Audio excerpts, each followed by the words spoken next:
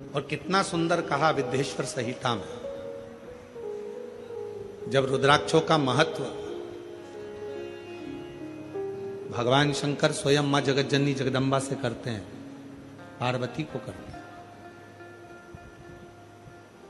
और माता पार्वती जी को जब भगवान शंकर अपने रुद्राक्षों की महत्वता बताते हैं, तो मां जगतजननी जगदम्बा स्वयं हाथ फैलाकर भगवान शंकर के सामने कहती हैं कि मुझको भी ये रुद्राक्ष दीजिए, मुझे भी धारण कर, ये रुद्राक्ष मुझे भी दो, मुझे भी धारण कर, मुझे भी दो। और जैसे ही मां जगतजननी के हाथ में रुद्राक्ष आता है, तब मां आद्य शक्ति उस रुद्राक्ष को वापिस पुनः मस्तक से लगाकर शिव जी को देती है। तो भगवान भोलेनाथ जी ने पूछा, पार्वती अभी तो तूने इतनी उत्सुकता से, इतनी प्रबलता से, इतनी प्रखरता से रुद्राक्ष को मांगा, और अभी तूने रुद्राक्ष को मांगा और रुद्राक्ष पुनः मुझे वापस दे दिया। तो पार्वती जी कहती हैं, भगवान देवादिदेव महादेव से कहती हैं, बाबा मैं स्त्री हूं, मैं नारी हूं, और नारी के जीवन में कई बार अशुद्धता का भाव आ जाता है। अगर मैं इस रुद्राक्ष को धारण करूंगी, मैं इस रुद्राक्ष को अपने साथ में रखूंगी, तो क्या मेरा रुद्राक्ष अशुद्ध नहीं हो जाए? और यह प्रश्न केवल एक पार्वती जी ने स्वयं के लिए नहीं करा है। ये जितनी मेरी जीजियां बैठी हैं, जितने मेरे जीजा बैठे हैं, जितनी मेरी बेटियां बैठी हैं, जितने मेरे बेटा बैठे हैं, जरा सावधानी से सुनिएगा इस प्रसंग को। पार्वती जी रुद्राक्ष को हाथ में लेती हैं और पुनः मस्तक से लगाकर वो रुद्राक्ष पार्वती जी शिव जी को वापस दे देती हैं। विद्येश्वर संहिता शिव महापुराण, रुद्राक्ष महत्व वापिस शिव को। शिव जी ने कहा, अभी तो तुम इस रुद्राक्ष को पाने के लिए इतना इतना प्रयास कर रही थी, इतनी उमंग था तुम्हारे भीतर थी, इतना उत्साह तुम्हारे भीतर था कि ये रुद्राक्ष मुझे चाहिए, ये रुद्राक्ष मुझे दे दो, क्योंकि आपके जीवन के ये 3 कवच जो धारण करता है वो जीवन में सुखी रहता है। तो फिर ये रुद्राक्ष जो आपने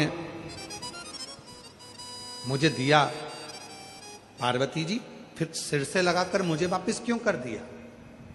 पार्वती जी कहती हैं, मैं स्त्री हूं, मैं नारी हूं, और मैं स्त्री, मैं नारी, मैं एक स्त्री, एक महिला, एक नारी स्त्री हूं। अगर ये रुद्राक्ष मेरे पास में रहेगा तो मैं कहीं ना कहीं अशुद्ध भी हो जाती हूं। जब मैं अशुद्ध हो जाऊंगी तो ये रुद्राक्ष भी अशुद्ध हो जाएगा, ये रुद्राक्ष भी अशुद्ध हो जाएगा। भगवान भोलेनाथ मुस्कुराए, हंसे, और हंसकर मेरे शंकर भगवान ने बड़ी सुंदर एक बात कही, पार्वती मेरे द्वारा दिए हुए ये 3 कवच ऐसे हैं जो जिंदगी में कभी अशुद्ध नहीं होते हैं, ये हमेशा शुद्ध ही रहते। ये मेरे द्वारा 3 कवच ऐसे हैं जो कभी अशुद्ध नहीं होते, ये हमेशा शुद्ध ही रहते। और इसका काम है, अगर कोई अशुद्ध हो भी गया, मान लो किसी ने अशुद्धता धारण भी कर ली, तो भी ये कवच उसे शुद्धता प्रदान करता है, ऊर्जा प्रदान।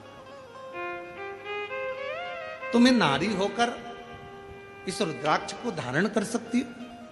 और हम आपसे निवेदन करें, माता पार्वती जी का, महागौरी का अगर स्वरूप का दर्शन आप करेंगे, मां कात्यायनी के स्वरूप का यदि आप दर्शन करेंगे, मां कुष्मांडा का यदि आप दर्शन करेंगे, मां स्कंदा का यदि आप दर्शन करेंगे, 9 स्वरूपों में कई माता के ऐसे स्वरूप हैं जिन स्वरूपों का यदि आप दर्शन करेंगे, तो उन स्वरूप में आप दर्शन करेंगे कि माता के गले में और हाथ में रुद्राक्ष की माला पड़ी हुई है। रुद्राक्ष का, क्या मैं नारी होकर इस रुद्राक्ष को धारण कर सकती हूं? हां, यह शुद्धता प्रदान करता है, शुद्धता का भाव। कई लोग ऐसे हैं जो कहते हैं गुरुजी बेलपत्री का वृक्ष हमारे आसपास में तो नहीं है, पर बेलपत्री का वृक्ष शमशान में है। शमशान में 4 बेलपत्री के वृक्ष लगे हैं, हम वो बेलपत्री को तोड़कर लाकर क्या शिव जी को समर्पित कर सकते हैं? अरे भाई, शिव महापुराण की कथा कहती है, रुद्राक्ष, शिव पे चढ़ी हुई भस्म और बेलपत्र, शंकर का चढ़ा जल, गंगा जल, ये कभी अपवित्र नहीं होते, ये पवित्र की पवित्र हैं और कवच का काम करते, कवच का काम, ये अपना कर्म करते। इनमें पवित्रता का भाव है, इनमें अपवित्रता का भाव नहीं है। अब कई माताएं कहती हैं, क्यों गुरुजी हम जब रजोधर्म से हो जाते हैं, रजस्वला हो जाते हैं, तो क्या हम भगवान का कोई नाम जाप, कोई नाम स्मरण, कोई भजन, कोई कीर्तन, कोई नाम जाप नहीं कर सकते? क्यों नहीं कर सकते?